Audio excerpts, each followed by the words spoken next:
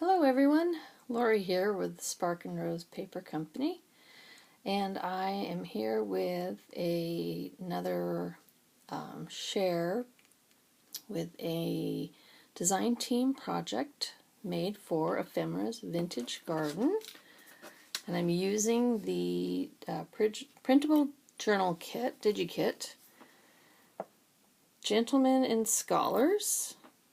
And I will link below her shop where you can purchase this kit and everything else that I can think of to link below. Anyway, I kind of, pun intended, I didn't go completely outside the box, but I did go a bit out of my comfort zone. I wanted to try something new with the printable digital kits, and so I decided to make a box that would hold some cards.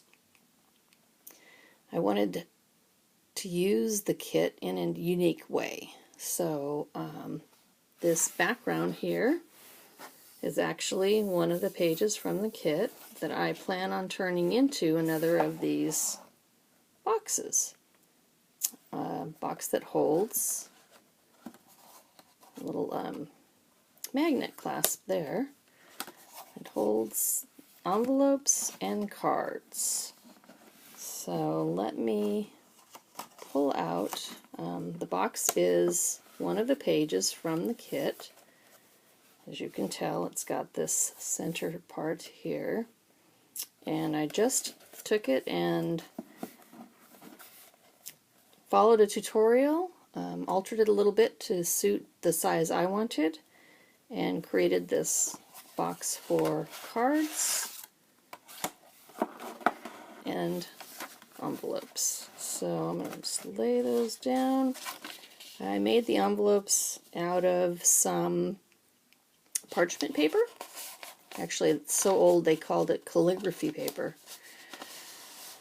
And I took pages from the kit and I cut some of them so that the card opens this way. I didn't do anything to the insides of the card yet. I plan on stamping a sentiment or writing a note when I use them, or I may just give the box and its contents as a gift to someone. I haven't completely decided what to do. So some of the pages from the kit, and I did have them copied onto a medium weight cardstock because I wanted them to have that card feel.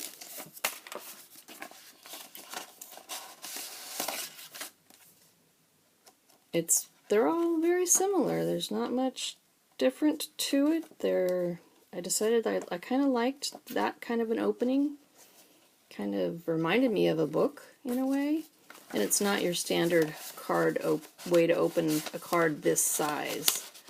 My envelopes are a little bit tight.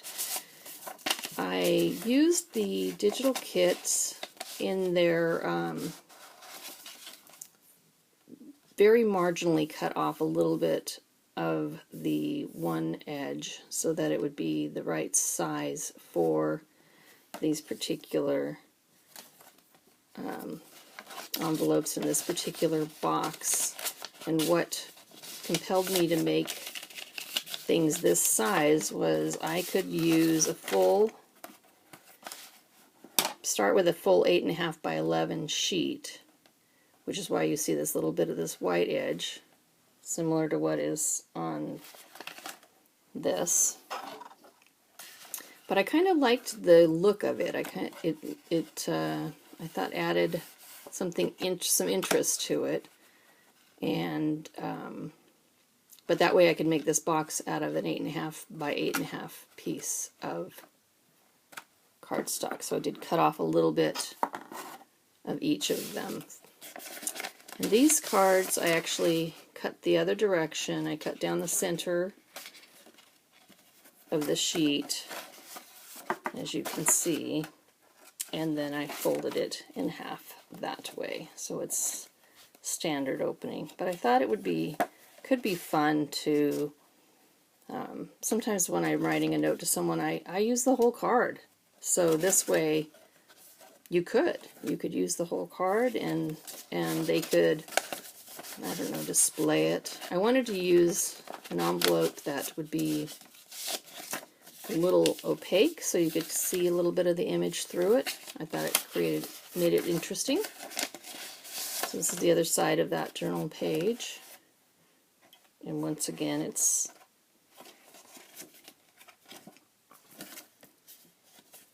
I just thought it was interesting. So I actually made 6 because that's exactly what fits in this box. It probably could squeeze a couple more in, but I decided I didn't want to do that. So I did do a little bit of experimenting, and I made this box, but after I made it I realized that the size wasn't going to work. It was too wide and not tall enough. So I may make some other cards that fit in there. I haven't completed it because it was my first attempt.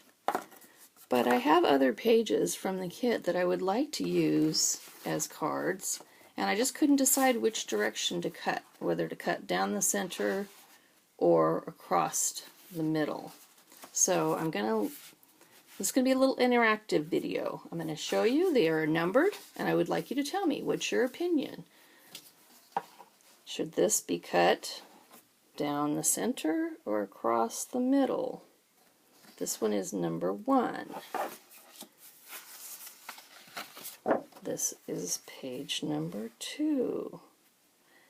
Same thing, down the center or across the middle. I would just like opinions, because I'm going to make these into cards and make another box from this sheet, and I will have enough, more than enough actually. I may have to make another box from something else. This is sheet number 3. Once again, across, down. Just want your opinions, ladies and gentlemen, whoever watches. This one is number 4. See, I have lots of sheets. Number 5.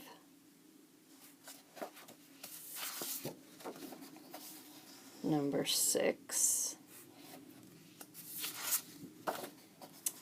And number 7.